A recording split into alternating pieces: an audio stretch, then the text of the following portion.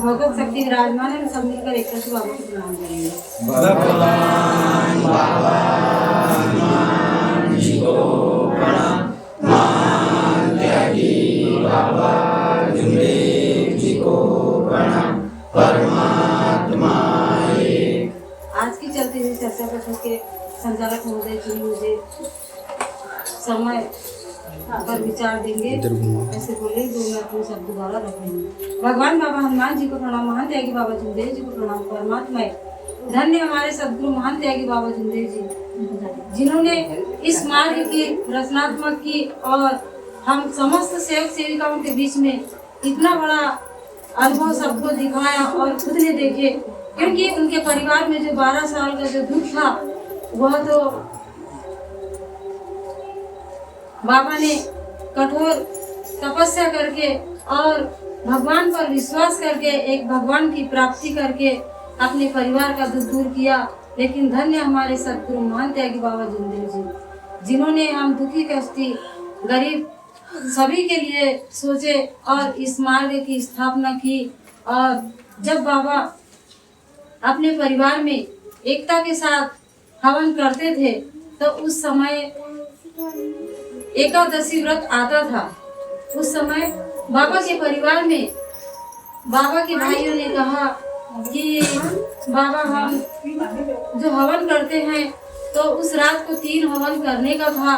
तो बाबा के भाइयों ने कहा कि लेडीज लोग उपवास रहती है दिन भर और हम हवन करते हैं तो वह उनको भूख लग जाती है बाबा, तो उनके दिल को ठेस लगती है और इसलिए क्यों ना हम भोजन करके एक साथ हवन करेंगे। ऐसा करके बाबा के भाइयों ने विचार कहा और बाबा ने उन्हें आत्मसात करके हवन किए। तो वह हवन लेट हो गया।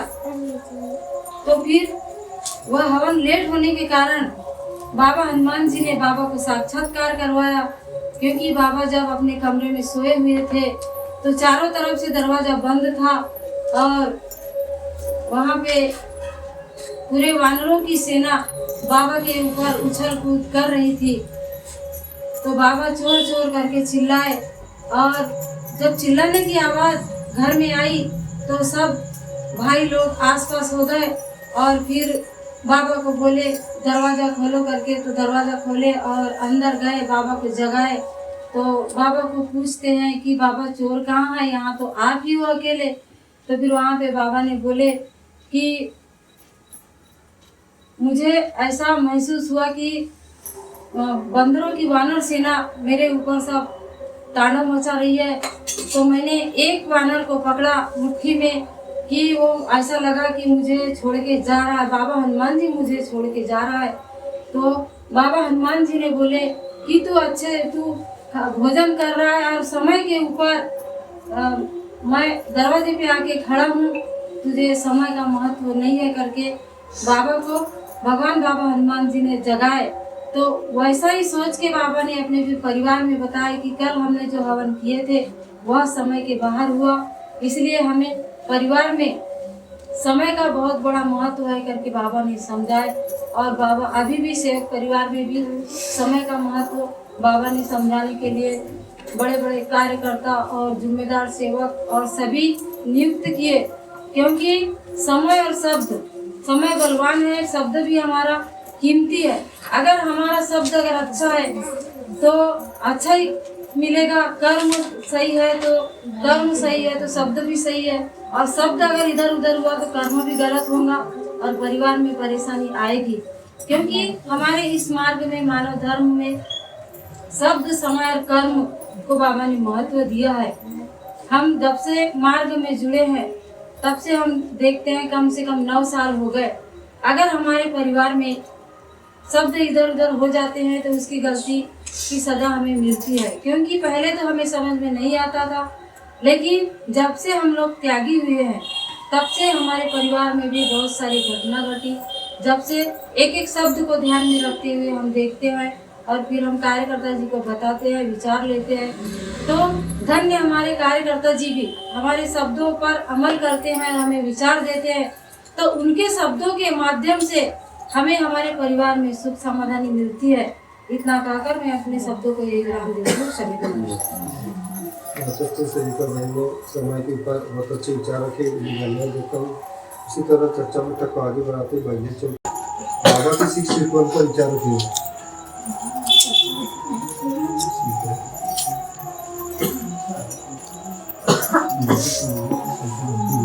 भगवान बाबा हनुमान जी प्रणाम, महान देवी बाबा हिंदे जी प्रणाम, परमात्मा जी।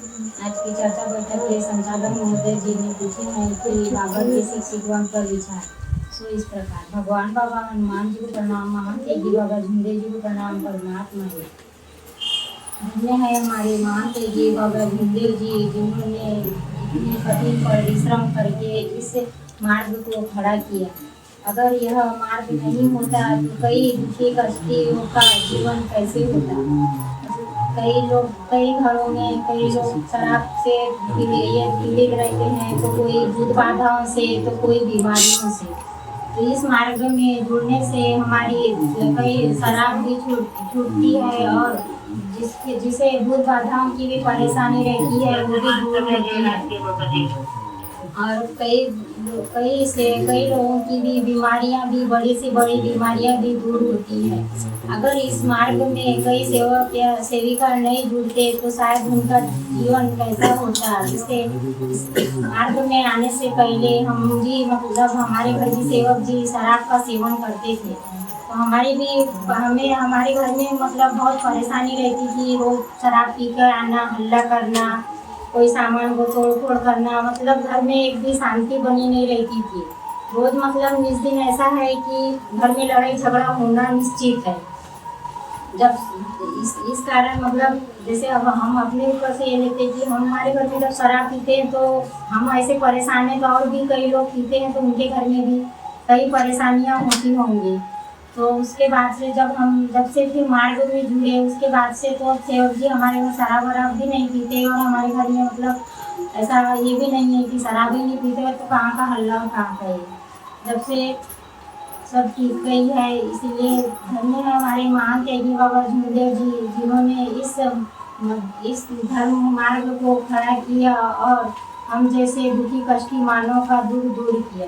इतना कहते मैं अपने शब्दों को विराम देती हूँ। सभी से नमस्कार। बहुत अच्छे बाबा की सेवा की सीखो वाले बाबा की शिक्षकों पर बहुत अच्छे विचार रखे, उन्हें धन्यवाद देते हैं। उसी तरह चर्चा बैठक को आगे प्रणाम, परमात्मा।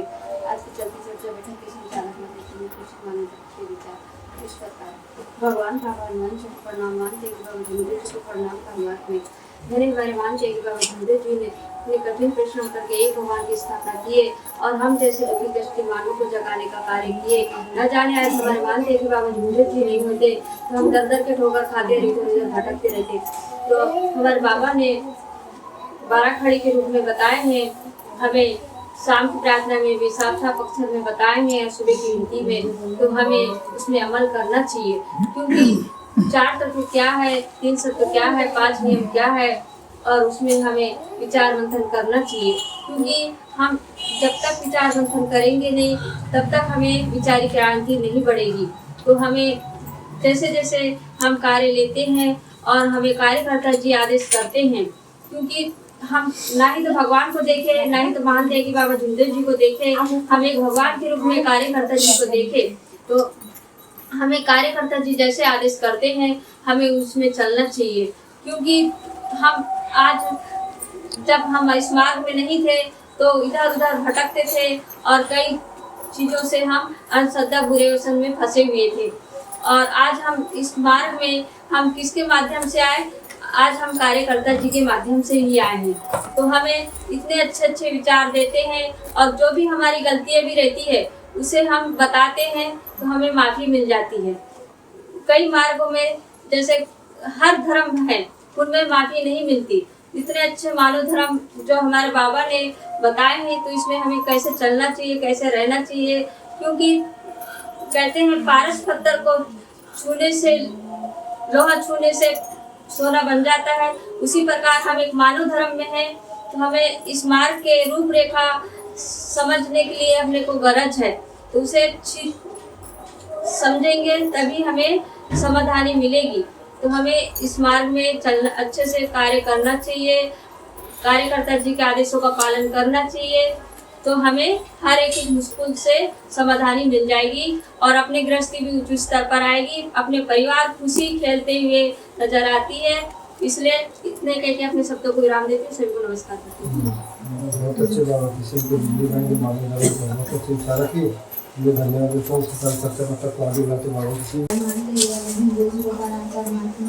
भगवत प्राप्ति के लिए काम कर दिए, साधने के लिए बाबा ने 4 करके दिए। ठीक है, नमस्कार। नमस्कार।